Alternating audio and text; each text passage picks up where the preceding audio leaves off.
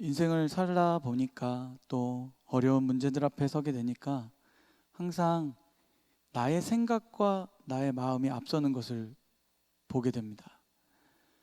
말씀은 분명히 우리에게 무언가 결정할 때에 하나님께 구하며 나아가라고 우리에게 말씀하십니다. 건방 켜주세요. 네. 그런데 우리는 신앙생활을 거듭할수록 하나님 앞에 순종한다기보단 내 자아가 익숙해지고 뭔가 더 괜찮아, 나 이 정도면 많이 하는 것 같아 라는 생각이 점점 차오르기 시작합니다. 그리고 어느 정도 위치에 섰다고 생각되는 순간 하나님을 먼저 찾기보다는 내 생각으로 결정하는 일들이 더 많아진다는 것입니다. 그런데 그것이 여러분의 성도에서 그치는 것이 아니라 목회자에게도 동일한 것 같습니다.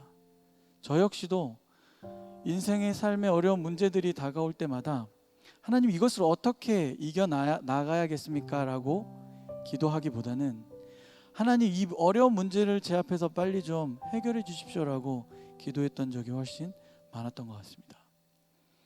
이 정도 경험하면 하나님 앞에 먼저 물어볼 법도 한데 여전히 하나님 앞에 묻지 않는 저의 모습을 발견했습니다. 여전히 나의 경험으로, 나의 생각으로 수많은 일들을 결정하고 진행하는 것을 깨닫게 됐습니다. 여러분은 어떠십니까? 어떤 일을 결정할 때 우리는 내가 결정하면 그 책임이 나에게 있어요. 그렇죠? 내가 결정했으니까. 그런데 하나님 앞에 물으면 하나님이 그 모든 일 가운데 책임자가 되어주신다는 것입니다. 그것이 얼마나 우리에게 큰 은혜인지를 우리가 잊고 살고 있는 것 같아요.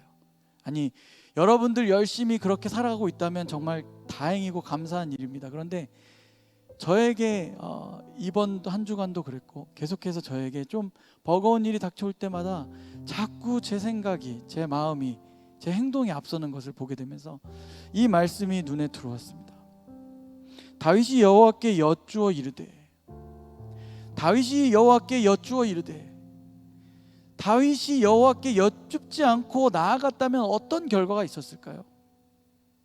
성경에 많은 하나님을 따르는 사람들이 하나님께 여쭙고 하나님 앞에 묻지 않고 행했다면 성경 전체는 아마 다 실패, 모든 사람들이 다 실패 또 실패로 기록되었을 것입니다.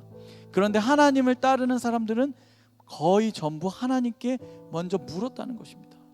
하나님, 내가 이 일을 어떻게 하시기를 원하십니까? 여호와께 여쭈어 이르되.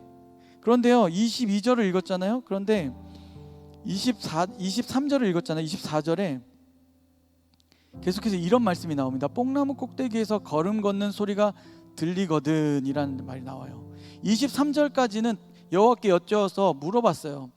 어떻게 하면 좋을까요? 그랬더니 하나님께서 올라가지 말고 그 뒤를 돌아, 다윗이 여호와께 여쭈어 이르시되 올라가지 말고 그들 뒤로 돌아서 뽕나무 숲을 맞은편에서 그들을 기습하되. 그런데 거기서 끝난 것이 아니라 거기에서도 한 번 더 얘기하는 거죠. 걸음 걷는 소리가 들리거든 공격하라. 무언가 우리가 하나님 뜻대로 결정했다고 했을 때도 하나님께서 우리에게 기다리라고 말씀하실 때가 분명히 있다는 것이죠. 그런데 우리는 너무 내 마음이 급하니까 하나님께서 이 일을 행하실 때까지 기다리지 못할 때도 많다는 것입니다. 참 어렵죠. 신앙생활이 참 어려운 것 같아요. 말씀대로 사는 게 쉽지 않은 것 같아요. 그런데 말씀은 우리에게 하나님께 묻고 기다리라고 이야기하십니다. 여러분은 무엇을 묻고 무엇을 기다리십니까? 우리의 신앙생활을 통해서, 나의 신앙의 연륜을 통해서 어떤 일들을 묻고 기다리십니까? 혹 여러분, 나의 신앙의 연륜이 40년 50년 됐기 때문에 하나님의 도우심은 필요 없고 누군가를 보고 결정하는 모든 일이 내 뜻대로 이루어지고 있지 않은지 우리는 돌아봐야 한다는 것입니다. 그렇지 않으면 우리의 삶을 하나님이 책임져 주시지 못할 것 같아요. 왜냐하면 내가 자꾸 내 뜻대로 살아가려고 하기 때문이죠. 우리에겐 모두 하나님의 인도하심을 경험한 사건들이 있을 것입니다. 물론 새로 오신 분들을 제외한, 초신자들을 제외한 우리가 신앙생활을 하고 있다면 우리의 삶에 하나님이 아니고선 설명할 수 없는 일들이 너무 많습니다. 저에게도 물론 그런 일들이 너무 많습니다. 제가 한 주간을 묵상하면서 이런 투덜거림이 있었어요. 투덜거림이 맞는 것 같아요. 하나님, 저는요 어떠한 것도 재지 않고 군부대를 10년 동안 사역했습니다. 하나님, 저는요 한 지역을 매달 한 번씩 아무런 조건도 없이 사례비도 없이 3년 동안 지역을 복음화를 위해서 열심히 달렸습니다. 하나님, 저에게 주신 것이 무엇입니까? 라는 그런 어리석은 생각이 막 마음에 드는 거예요. 내가 그랬구나. 내가 뭔가 하나님의 일을 열심히 한 것을 가지고 하나님께 자꾸 보상을 요구하는구나. 내가 하나님께 묻지도 않고 했던 일에 대한 결과도 하나님께 묻고, 내가 하나님께 잘 보이겠다고 열심히 신앙생활을 하겠다고 한 것도 하나님께 무언가 달라고 구하는 어리석은 모습이 바로 나의 모습이 아닌가라는 생각을 했습니다. 그런데 좀 더 묵상해 보니까요, 좀 더 생각해 보니까 어떤 마음이 들었냐면, 그 10년의 군부대, 그 신교대 아이들을 만나러 갈 때 한 번도 사고 난 적이 없어요. 내가 교회를 어느 곳에서 사역하든지 연천까지 늘 달려가는 그 길 가운데, 그 산길, 꼬부랑길을 가는데 한 번도 부딪히거나 한 번도 다친 적이 없습니다. 내가 지역의 연합 찬양 집회를 3년 동안 섬길 때에도 하나님 한 번도 저를 상하게 하거나 다치게 하신 적이 없었어요.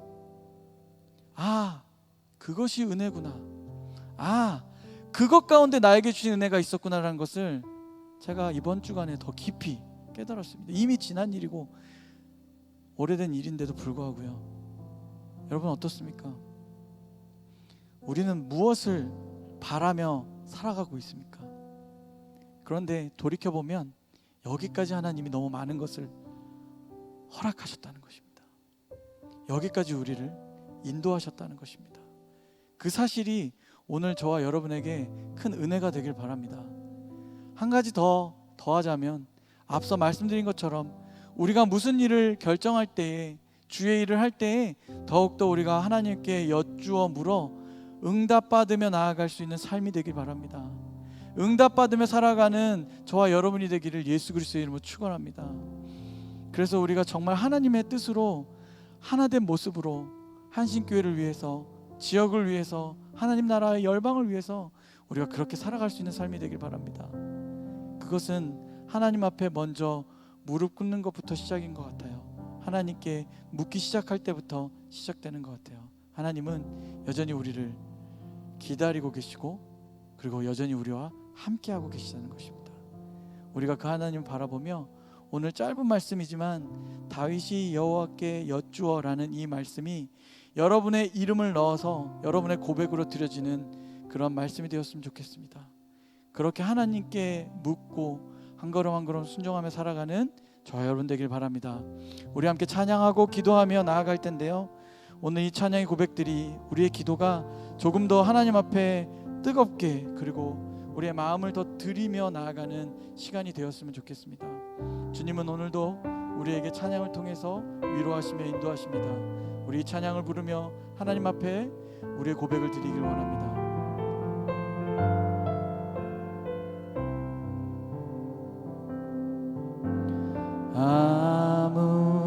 아무것도 두려워 말라. 주 나의 하나님이 지켜주시네. 놀라지 마라, 겁내지 마라. 주님 나를 지켜주시. 우리 다시 한번 고백하며 아무것도